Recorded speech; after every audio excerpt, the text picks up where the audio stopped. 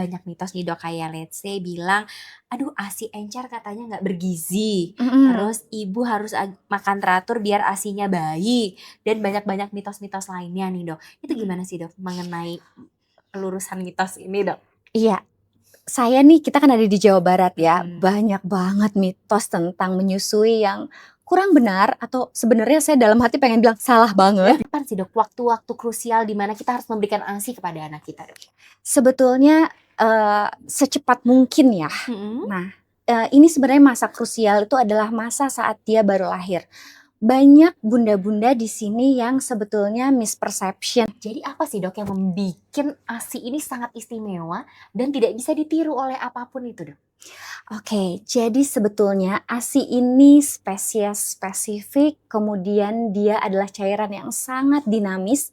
Kenapa saya sebut dinamis? Karena sebetulnya dari waktu ke waktu, dari hari ke hari, komposisinya tuh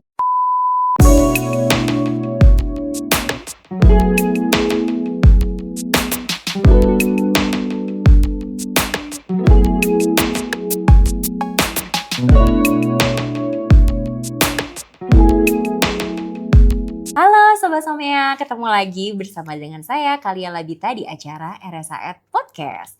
Dan hari ini kita akan membahas hal-hal yang tentunya bakal menarik dan sudah semua orang tahu dan pasti penting banget untuk dibahas, yaitu tentang air susu ibu atau ASI. Karena seperti yang kita tahu bahwa ASI itu merupakan air yang sangat hebat yang dihasilkan oleh seorang ibu yang tentunya memiliki kandungan juga yang sangat luar biasa.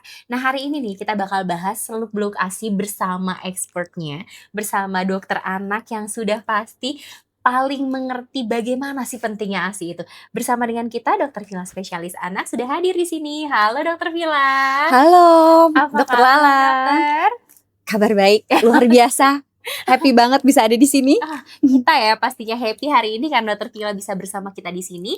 Dan mungkin nih sebelum kita mulai kita bisa nanya dulu ke Dokter Vila, boleh nggak sih Dok dijelasin mengenai latar belakang dokter? Oke, saya dokter spesialis anak, saat ini bergabung di divisi neonatologi. Saya sedang mengambil subspesialisasi neonatologi juga. Boleh dijelasin nggak sih Dok neonatologi itu apa sih Dok? Oh, neonatologi itu adalah suatu bidang ilmu yang mempelajari bayi-bayi baru lahir. Jadi buat pasien-pasien di Rumah Sakit Hasan Sadikin yang lahirnya kurang beruntung ya, kecil-kecil gitu dan harus dirawat di ruang perawatan intensif, nanti ketemu sama saya. Aduh jangan tapi semoga ya Iya jangan ya, semoga ya. semoga semua bayi-bayi yang lahir bayi yang Sehat-sehat. sehat. Oke. Nah mungkin sekarang kita masuk ke hal yang memang semua orang udah pengen tahu nih Dok. Jadi tentang ASI ya Dok ya. Jadi apa sih Dok yang membikin ASI ini sangat istimewa dan tidak bisa ditiru oleh apapun itu Dok? Oke, jadi sebetulnya ASI ini spesies spesifik, kemudian dia adalah cairan yang sangat dinamis. Kenapa saya sebut dinamis? Karena sebetulnya dari waktu ke waktu, dari hari ke hari, komposisinya tuh berubah. Jadi mengikuti kebutuhan dari anak tersebut. Seorang ibu yang melahirkan bayi prematur, komponen ASI-nya tuh bisa berbeda dengan komponen ASI yang dihasilkan oleh ibu yang melahirkan bayi cukup bulan. Nah, kemudian ASI ini banyak sekali zat hidupnya. Jadi enak banget kalau bayi yang dapat ASI ya, dia itu dikasih tentara untuk menyerang infeksi untuk menjaga dirinya itu tentara yang udah hidup. Oh. Gitu. Jadi Banyak bisa membantu gitu ya Dok ya? Iya, Oke. dari ibunya tuh udah langsung siap perang tuh si tentaranya kalau misalnya anak ini terkena infeksi. Kemudian ada komponen untuk kecerdasan terutama ya, ibu-ibu kan pengen dong anaknya tuh pinter. Nah, komponen DHA-nya ASI tuh luar biasa. Dan itu hal yang memang tidak bisa kita buat ya Dok ya? Iya, sejauh ini tuh belum ada ya yang bisa memasukkan zat hidup ke dalam komponen susu formula. Mungkin hanya menyerupai ya Dok kalau susu formula ya Dok? Iya, Tapi tidak bisa menyamai atau mungkin mendekati Dok? Yang dibuat susu formula sebenarnya makronutrien dan mikronutrien kayak protein, lemak, vitamin gitu ya, dan mikronutrien kayak zinc dan lain-lain. Tapi tidak bisa tuh memasukkan enzim, tidak bisa memasukkan imunoglobulin, yang zat-zat hidup lainnya. Itu sih sebetulnya. Berarti zat-zat Mhm. luar biasa dalam ASI ini akan sangat berpengaruh terhadap perkembangan dan pertumbuhan ya, Dok? Tentu Nah, saja. seperti apa tuh, Dok? Iya, bayangin ya, bayi itu kalau di dalam perut ibunya, dia dapat semua yang baik-baik karena Mhm. udah disortir sama plasenta. Mhm. Begitu dia brojol, sekonyong-konyong, dia harus nafas sendiri. Dia harus nyari makanannya sendiri. Itu kan kayak paru-parunya perawan gitu ya, saluran cernanya juga perawan, belum ada apa-apa. Terus Mhm. tiba-tiba harus dapat zat dari luar, udara dari luar untuk dia hirup. Nah, di sanalah dia sebetulnya sangat berjuang badannya itu. Dengan memberikan ASI sebetulnya itu terbantu. Hal-hal yang buruk yang dia dapat dari lingkungan bisa terlindung gitu ya, ususnya terlindung oleh ASI. Kemudian zat-zat, buat pertahanan tubuhnya diberikan oleh ASI. Jadi kan kita menghirup udara nggak steril Iya, ya, betul. apalagi Apalagi hari keadaan gini. keadaan sekarang ya, Dok? Iya, itu dia sebenarnya yang kita jaga banget. Jadi dia sebagai antibodi utama ya, Dok, sebenarnya? Ya, Wah, nah sekarang nih, Dok, kalau kita udah tahu apa aja ada dalam ASI itu, mhm. sebenarnya kapan sih, Dok, waktu-waktu krusial di mana kita harus memberikan ASI kepada anak kita, Dok? Sebetulnya, secepat mungkin ya. Mhm. Nah, ini sebenarnya masa krusial itu adalah masa saat dia baru lahir. Banyak bunda-bunda di sini yang sebetulnya misperception tentang ASI-nya sudah ada. Mhm, Karena, betul. yang beredar nih di TikTok, di Instagram yang sering bunda-bunda lihat itu kalau ASI yang dipompa oleh ibu tuh akan mancar-mancar, akan banyak berbotol gitu ya. Mhm. Sementara pada awal-awal biasanya itu cuma tetesan-tetesan di Wah. ujung payudara. Mhm. Tapi ibu menganggap bahwa saya belum Nggak keluar punya. ASI-nya. Nah, ini sebenarnya yang harus didampingi. Jadi ASI yang cuma seujung itu, yang cuma sedikit ada di 1 minggu pertama kehidupan tuh, itu adalah kolostrum dan itu Mhm. penting banget buat dikasihin. Yang warna kuning itu ya, Dok, ya? Yang sebenarnya kalau warna tuh kadang-kadang macam-macam ya di Mhm tiap mhm. ibu. Yang penting yang keluar pertama di awal jangan sampai terlewatkan gitu. Yang berarti yang Mhm. bener-bener awal banget itu ya? Iya, Walaupun jumlahnya sedikit? walaupun jumlahnya sedikit dan jangan ditunggu sampai ASI-nya banyak. Jangan nunggu sampai payudaranya bengkak, susuin Mhm. aja dari awal, Walaupun gitu. mungkin kan kadang-kadang kalau misalnya ibu-ibu tuh suka agak insecure ya, Dok, kayak, "Kok saya nggak ada ASI-nya? Anak saya minum nggak ya? Anak saya kelaparan nggak ya?" Bener nggak Heeh, sih, Dok, pada suka mikir seperti itu ya yes, soalnya? banyak banget. Beberapa hari lalu di ruang perawatan kita, kan tahu ya kalau RSAS Mhm, itu betul. nerima ibu, nerima bayi kondisinya kondisi khusus. Iya, betul, Dok. Bayinya kebetulan prematur dirawat di NICU, ibunya di, ICU-nya ibu. Mhm. Saya minta, "Ayah ini dedeknya udah bisa mulai minum loh, boleh dong minta ASI-nya?" Ayahnya, "ASI-nya belum ada dokter." Lalu datanglah saya bersama ayah ke ruang perawatan intensif ibu, Mhm. kita perahin ASI-nya, dapat 2 cc dan cukup banget untuk bayinya. Berarti di sini sebenarnya ibu-ibu nggak usah khawatir ya, Dok? Iya, Karena, walaupun sedikit tapi memang itu disesuaikan ya, Dok, ya? yang cukup sekali untuk bayi. Ah, Jadi hati-hati dengan mispersepsi ini. iya, karena banyak yang Heeh, mispersepsi mungkin ya, iya. ibu-ibu sekarang kayak nggak punya ASI, berarti ya bukan tidak punya ASI ya, Dok? Tapi Iya, memang tapi memang belum supply-nya ya, Dok? iya, belum sebanyak yang dipikirin ibu-ibu. Heeh, Ah. bayangkan si pasien yang tadi saya cerita ini, lahirnya sesar, ibunya dalam kondisi sakit, bayinya dalam kondisi sakit dan itu tidak terhambat loh produksi ASI-nya. Jadi bisa Ah, banget. karena sebenarnya berarti kalau supply dan demand itu di sini selaras ya, Dok, ya? Iya, nah itu aja sebenarnya ibunya kan belum dienyot langsung sama bayinya ya, Iya, baru betul. perah tangan. Mhm.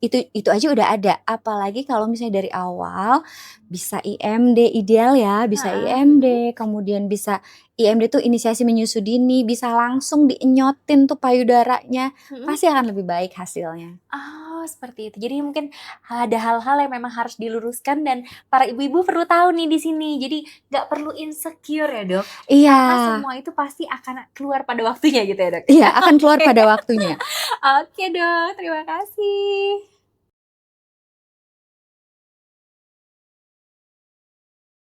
Oke, Dok, sekarang kita lanjut bertanya. Kalau tadi kan kita udah tahu kalau sebenarnya dari awal kehidupan anak itu ASI sudah bisa dikeluarkan ya, Dok, ya. Nah, sebenarnya kapan sih, Dok, ibu-ibu itu mulai harus mempersiapkan untuk memberikan ASI ke anaknya? Oke, sebenarnya pemberian ASI ini kayak sesuatu yang sangat sederhana, tapi sebenarnya, cukup banyak ilmu yang harus dimiliki oleh ibu dalam persiapannya. Jadi Mhm. saya sangat menyarankan untuk bunda-bunda yang akan melahirkan, silahkan loh ketemu dulu sama dokter anak, sama ahli laktasi, konselor laktasi Konselor ya. laktasi sekarang banyak ya, Dok, ya? Iya, Mhm. untuk mempersiapkan persalinannya. Jadi Mhm. kalau bayinya udah lahir kemudian baru ketahuan kalau ternyata memberikan ASI itu nggak semudah itu, nah biasanya kejar-kejaran tuh. Mhm, betul. Stres bundanya, stres bayinya juga. Jadi silahkan cari ilmu dari ahlinya sebelum bayinya lahir. Itu sih yang penting. Jadi budayakan bunda-bunda di rumah nggak cuma shopping rumah sakit, nggak cuma shopping dokter objinnya, tapi shopping juga dokter laktasinya, dokter anaknya. Biar Gitu. di-prepare dari sebelum Iya, melahirkan ya, Dok, ya? benar. Pastiin putingnya ukurannya oke, Mhm. apakah mungkin dari bentuk puting, bentuk payudara seperti ini akan ada masalah nggak? Perlu Mhm. menyusui lebih struggle nggak sih? Mhm Gitu. mhm. Atau misalnya riwayat keluarganya, riwayat yang sulit memulai ASI banyak tuh ada Mhm. tips-tipsnya. Oh, wow. Mhm. Nah, mungkin Dok, melanjutkan dari yang barusan ya, Dok, ya. Mhm. Kan tadi kata dokter ada kesulitan menyusui, kemudian produksi ASI-nya nanti mungkin yang lebih kurang dibandingin yang lain. Ada tips-tips nggak sih, Dok, buat ibu-ibu di sini, Dok? Oke, sebenarnya gampangnya ASI itu kan tadi udah disebut sama dokter Mhm. Lala ya, Mhm. bahwa ASI itu benar-benar on demand. Jadi kalau bunda dari awal sering menyusukan gitu ya, sering diinyotin tuh payudaranya sama dede bayi, itu akan feedback positif otak kita untuk menyuruh payudaranya memproduksi ASI. Mhm. Jadi jangan ditunggu ASINya belum banyak, nyusuinnya nanti aja. Nah, itu jangan sampai demikian, silahkan dikenyotin lebih sering supaya produksi ASINya lebih banyak. Jangan lupa itu tadi produksinya, tapi untuk melancarkan keluarnya ada satu hormon oksitoksin namanya. Nah, hormon oksitoksin ini hanya keluar atau lebih banyak keluar kalau ibunya happy, kalau ibunya tidak Seneng stres. ya, Dok, Iya. ya? Jadi ayah-ayah nih sangat berperan dalam hal keluarnya oksitoksin ini. Silahkan loh di-list hal-hal apa yang bikin istrinya seneng supaya oksitoksinnya lancar. Wah, jadi bukan cuman ibu-ibu di sini yang Iya, berusaha, ayah-ayah juga ayah-ayah harus juga membantu. Karena berperan. tanpa Mhm, support mungkin para ibu ini juga mungkin mereka akhirnya susah. susah ya. Karena Mhm, kalau pasti setiap ibu pasti butuh support terutama setelah melahirkan ya. Dengan betul. segala perubahan hormon ya, Dok, ya. Iya, betul. Dengan segala keadaan mungkin apalagi kalau anak pertama masih kaget-kaget gitu ya, Dok, ya. Iya, jadi kalau Gitu. ngomongin sukses ASI eksklusif itu nggak cuman peran ibu, ada peran ayah, peran supporting system di sekeliling itu juga yang harus dipikirin. Ibunya lelah, ada gantinya nggak sih untuk ngejagain Mhm. anaknya, untuk ngeberesin rumah, atau nanti ibunya bekerja, gimana sih di rumahnya, siapa yang support, siapa yang akan menjaga anak, siapa yang akan membantu. Nah itu tuh sebetulnya harus di-planning, Itu harus kita gitu. pikirkan juga berarti ya, Dok. Mhm, Nah, kalau selanjutnya mungkin hal-hal yang mitos, Dok. oke. Pasti ya, Dok, nggak bukan Indonesia namanya kalau nggak ada Nggak banyak mitos. mitos. Oke, mitos dari orang tua, mitos dari zaman Mhm, dahulu gitu ya, Dok, ya. Kan banyak mitos nih, Dok, kayak let's say bilang, "Aduh, ASI encer katanya nggak bergizi." mhm. Terus ibu harus makan teratur biar ASINya baik, dan banyak-banyak mitos-mitos lainnya nih, Dok. Itu Mhm. gimana sih, Dok, mengenai pelurusan mitos ini, Dok? Iya, saya nih kita kan ada di Jawa Barat ya, Mhm. banyak banget mitos tentang menyusui yang kurang benar atau sebenarnya saya dalam hati pengen bilang salah banget gitu ya, tentang menyusui. Salah Mhm. satunya yang bilang, sering ngedenger kalau bahasa Sundanya tuh, "Itu aslinya cawerang," katanya tuh, Oke, "encer," gitu encer ya, ya. "nggak bagus, ibunya kurang makan." Maksudnya banyak judging-judging dari lingkungan yang bikin ibu itu, gitu ya, semakinlah stres, semakin depresif. Nah, sebenarnya, yang dimaksud ASI encer itu kalau menurut saya mungkin for milk ya, Iya, di betul. mana ASI itu kan memang ada gradasi komponen dari setiap periode memerah. pada awal-awal biasanya ASI itu memang lebih encer. Nah, itu justru kandungan airnya tinggi, kandungan kekebalan tubuhnya tinggi. Jadi itulah yang bikin anaknya tuh tangguh gitu, melawan segala infeksi. Nah, kita nih di sini, jadi tadi kan saya udah nyebut-nyebut tentang imunoglobulin ya. Betul. Imunoglobulin itu kalau kedudukannya di rumah sakit, kita ngerawat bayi sakit, kalau antibiotik udah susah banget menolong bayi ini untuk sembuh dari infeksi, kita biasanya ngandelin meminta dari rumah sakit untuk diberikan imunoglobulin kepada bayi tersebut. Dan itu supaya dapat imunoglobulin itu susah minta ampun karena harganya sangat mahal. Betul. 5 juta satu vial kecil ini dan harus diberikan selama 3 hari. Jadi kali 5 juta tuh per hari gitu ya. Sementara kita bisa dapat cuma-cuma loh dari ASI setiap hari. Nah, itulah poinnya ya. Jadi kalau misalnya bunda-bunda tahu komponen ASI itu gimana luar biasanya, pasti nggak akan mikirin nutrisi lain untuk anak kita. Oh, bener sekali, Dok. Mungkin tadi juga ya, Dok, ya, kalau yang dibilang ASI encer, gak bergizi, itu salah ya, Dok, berarti sebenarnya? Iya, apalagi kalau sampai ada yang dibuang loh ASInya. menangis dokternya loh kalau lihat ASInya Menangis dibuang. ibu yang pejuang ASI yang setiap hari harus pumping untuk anaknya pasti ya. Iya, benar. Padahal Jangan sampai. Berarti sebenarnya ASI itu bukan ASI encer tidak bergizi ya, Dok? Tapi Enggak. ASI encer itu adalah mungkin menyesuaikan dengan kondisi anak. Yes. Seperti yang tadi dokter sudah bilang, Iya. katanya dia tuh dinamis itu kan ya, Dok? Iya. Oh, kalau mau ASI yang lebih kental, silahkan ditunggu, silahkan pompa lebih lanjut gitu ya.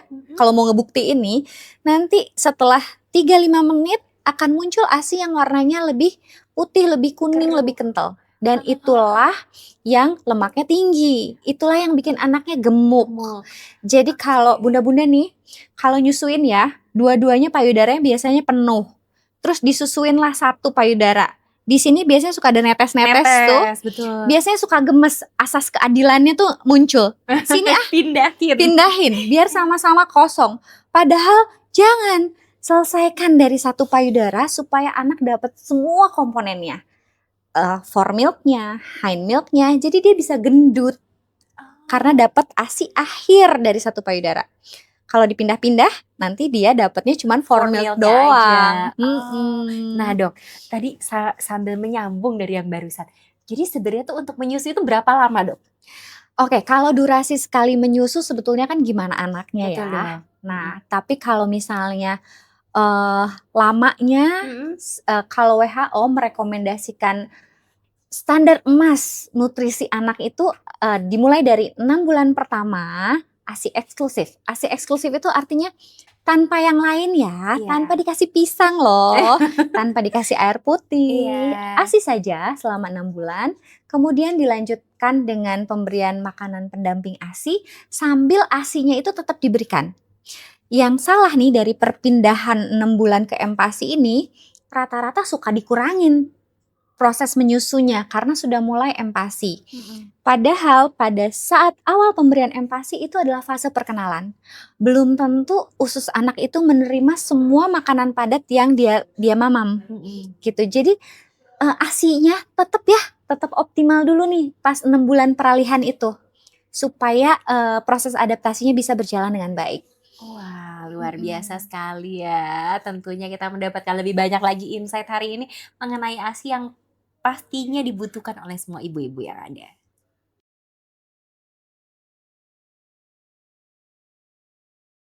Oke, sekarang kita akan menjawab pertanyaan-pertanyaan dari para netizen dong. Oke. Yang jelas nih pasti ya nggak akan ada habisnya dong kalau kita ngomongin tentang ASI. Pasti ibu-ibu di sini juga penasaran banget kan dok. Salah satu pertanyaannya nih dok, jadi kan masalah ASI itu banyak ya dok, terutama pada saat ibu itu pertama kali menyusui. Seperti ada yang perlekatannya susah ya dok, yang atau yang ada bengkak atau apa. Nah itu tuh sebenarnya seperti apa sih dok? Oke, tadi sebenarnya udah kebahas bahwa bunda baiknya untuk bisa nyusuin tuh siapin dari sebelum anaknya lahir kan. Betul, termasuk salah satunya adalah posisi perlekatan dari menyusui. Banyak loh bunda-bunda baru tuh yang dia menggendongnya tuh baru belajar. Dan Mm-mm. posisi menyusui itu sebetulnya berbeda sekali dengan posisi menggendong. Betul dok. Gitu, jangan sampai anaknya menoleh, kemudian dia harus melekat perut dan perut, membentuk Harus satu nempel. garis lurus dan lain-lain. Itu harus praktek sebenarnya. Jadi kalau misalnya Bunda sudah bisa gitu ya, posisinya benar, perlekatannya benar, maka sebetulnya permasalahan dari menyusui ke depannya seperti puting lecet, kemudian sumbatan ASI, mungkin bisa dicegah sebenarnya. Cara megang payudara aja itu harus belajar lagi. Karena kalau payudara kita dibuka tuh dalamnya tuh kayak anggur. Jadi pabrik, Gerunjel kemudian gitu. saluran. Mm-mm. Kalau biasanya hobi banget nih momi-momi megang payudara tuh menggunting gini ya. Betul. Begitu ada bagian dari payudara yang keteken, akan ada saluran ASI yang kesumbat, Kesumbat. ketahan. Oh. Itulah sebenarnya biang keroknya. Yang bikin Dari sakit ya dok yang ya? bikin sakit, yang bikin sumbatan ASI. Oke. Jadi harus bisa posisinya benar, perlekatannya benar, megang payudaranya benar, Benar. posisinya diganti-ganti itu juga penting. Gitu. Jadi silahkan ya ketemu konselor laktasi dulu. Bisa di RSAS kalau misalnya orang Bandung. Di sini ada Ketemu, ya dok ya? ada. Bisa Oke. ketemu saya, bisa ketemu dokter-dokter lain yang juga konselor laktasi. Waduh. Nah kalau misalnya dok udah sampai kejadian dok. Iya. Kejadian hal-hal yang tidak diinginkan itu apa yang harus dilakukan dok? Sebetulnya permasalahannya sama nih. Misalnya sumbatan ASI, ibunya sampai demam dan Mastitis, lain-lain, oke. mastitis ya. Iya, nah tapi sebenarnya permasalahan ibu A dan ibu B dan ibu C ini walaupun akhirnya sama-sama mastitis bisa beda-beda Mm-mm. gitu. Yang satu misalnya cara nyusuinnya, cara megang payudaranya. Jadi nggak bisa ditata laksana secara general gitu. Berarti disesuaikan Disesuaikan dengan masalahnya. pada saat itu. Pada seperti saat apa itu gitu kita ya. cari dulu nih Mm-mm. etiologinya, penyebabnya, masalah menyusui pada ibu A ini apa. Oke, wah ini semakin kita terbuka hal-hal yang seru-seru. Oke, nah selanjutnya dok, ada pertanyaan selanjutnya. Mungkin dokter sering banget dapat pertanyaan. Ada nggak sih dok tips buat ibu bekerja yang tetap ingin menyusui anak-anak? Oke, appreciate banget ya buat ibu-ibu yang masih harus menyokong ekonomi keluarga, tapi dia juga tetap ingin nyusuin. Nah itu harus banget disupport. Jadi sebetulnya karena ASI itu pertama adalah supply on demand ya. Jadi walaupun ibu bekerja, nanti coba tetap memerah ASI di tempat kerja. Semoga sekarang sih udah banyak perusahaan-perusahaan yang sangat support ibu menyusui. Dan sekarang alat-alat untuk mendukung ibu memerah ASI itu juga banyak banget. Waktu zaman saya menyusui, saya bisa periksa pasien sambil mompa ASI tanpa ketahuan loh. Sama pakai yang handsfree itu dong? Yes, pakai handsfree, nggak ada suaranya. Kita kerudungnya atau bajunya dilonggarin gitu ya, itu bisa nggak ketahuan. Jadi bisa banget. Tinggal dicari tips-tipsnya. Kemudian ibu juga bisa ngobrol tuh ya sama konselor laktasinya untuk dicocokin jadwal mompanya. Misalnya ibu pergi dari rumah jam berapa, perjalanan berapa lama, nyampe kantor di kantor berapa lama, nyampe rumah lagi kapan. Nah itu kita bisa cocokin tuh, ibu kapan direct breastfeeding, ibu kapan memerah ASI, ibu kapan ditunggu dulu perahnya supaya ASI pas nyampe rumah itu tetap ada. Gimana sih nyimpen ASI di perjalanan, gimana nyimpen ASI di kantor, gimana cara ngasihin ASI perah itu di rumah. Jadi banyak banget persiapannya untuk ibu bekerja. Tapi bisa loh. Dan harus disiapinnya jangan 2 minggu sebelum bekerja ya, dari awal bayinya lahir. Mulai nyimpan berarti ya dok? Ya, mulai nyimpen. Saya pengen notes juga bahwa memerah ASI itu sebetulnya bukan hanya untuk menyimpan loh gitu. Nggak cuma buat bekal ASI, tapi itu juga menjaga produksi. Oke, karena kalau misalnya dia memerahnya berkurang, berarti otomatis produksinya juga berkurang. Iya. Jadi walaupun ibunya ibu rumah tangga, jangan berpikir untuk saya nggak perlu kayaknya memerah ASI. Enggak, karena kita pertama awal-awal itu ngejar produksinya. Dan selanjutnya kita tuh nggak pernah tahu loh apakah kita harus berpisah dari anak atau enggak. Siapa Iya tahu betul. ibunya sakit, siapa tahu anaknya sakit sehingga nggak bisa nyusuin langsung. Kalau Bunda punya ASI perah di rumah itu nolong banget. Oke, ini notes berarti bukan hanya untuk ibu bekerja, tapi untuk Iya, semua ibu-ibu bahwa kita juga harus terkadang harus membudayakan memerah. membudayakan memerah itu ya Dok ya. Iya, Oke, walaupun yang kita utamakan tetap ASI langsung. ASI langsung ya Dok, Mhm. karena itu tetap yang terbaik Dok. Betul, karena Oke. si zat hidup tadi kalau misalnya udah masuk ke kulkas nih, dia bisa berubah komponennya. Oh, oke baik. Jadi notes buat semuanya yang ada di sini ya, Dok. Mungkin masih banyak banget pertanyaan yang orang-orang pengen dengar atau ibu-ibu di rumah yang di sini yang pengen tahu. Cuman kita mungkin lanjut ke closing statement dari dokter, Dok. Karena hari Oke. ini semuanya pasti mendapatkan insight yang luar biasa, hal-hal baru yang tadinya belum pernah didengar dan mungkin kalau misalnya pengen lebih tahu lagi mengenai ASI atau mengenai detail-detailnya mungkin bisa datang konsultasi ya, Dok. Iya, Counselor ASI, bisa ke dokter spesialis anak, bisa datang juga ke sini ya Dok, ke Hasan Sadikin karena tentu banyak saja. juga spesialis-spesialis yang pasti akan membantu dalam ibu-ibu bekerja, ibu-ibu di rumah yang ingin memberikan ASI terbaik untuk anak-anaknya di rumah. Boleh Dok, silakan closing statement-nya. Oke, terima kasih Bunda-bunda. Tadi kan udah kita bahas ya bahwa ASI itu merupakan cairan yang dihasilkan oleh tubuh kita yang manfaatnya luar biasa. Silahkan rencanakan pemberian ASI untuk anak kita dari sejak bayinya belum lahir. Jadi ketemu dokter laktasi dulu saat hamil, kemudian kita persiapkan untuk IMD-nya saat persalinan dan dilanjutkan dengan pemberian ASI eksklusif selama 6 bulan, dilanjutkan dengan MPASI, dengan ASI sebagai pendampingnya selama 2 tahun. Terima kasih banyak Dokter Vila, dan kita pasti akan semua setuju bahwa kita mendapatkan hal yang luar biasa hari ini. Dan untuk para sobat Somea yang sudah mendengarkan, terima kasih yang sudah mendengarkan podcast hari ini mengenai seluk-beluk ASI dan jangan lupa untuk selalu like, comment, dan subscribe di YouTube kami di RSAS dan jangan lupa untuk share video-video yang ada di sini dan jangan lupa untuk selalu follow platform-platform kami di Instagram, IG, kemudian ada juga TikTok, Twitter, YouTube, dan semuanya. Terima kasih sudah mendengarkan. Saya Kalia Labita undur diri bersama Dokter Vila. Bye-bye. Dah.